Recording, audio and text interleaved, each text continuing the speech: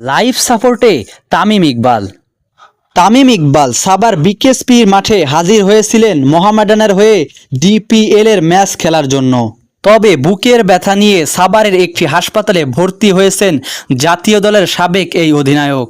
তাকে ফজিলাতুন্নেসা হাসপাতালে ভর্তি করানো হয়। বিসিবি চিকিৎসা বিভাগের প্রধান দেবাশিস চৌধুরী জানিয়েছেন, হার্ট অ্যাটাক হয়েছিল তামিমের, বর্তমানে লাইফ সাপোর্টে আছেন। এছাড়াও মোহামেডানের ম্যানেজার তারিকুল ইসলাম জানিয়েছেন, তামিমকে ঢাকার এভার কেয়ার হাসপাতালে নিয়ে যাওয়ার সিদ্ধান্ত নেওয়া হয়েছিল, কিন্তু হেলিকপ্টার ওঠানোর মতন অবস্থা উন্নতি না হওয়ায় তাকে ফজিলাতুন্নেসা হাসপাতালে চিকিৎসা দেওয়া হচ্ছে।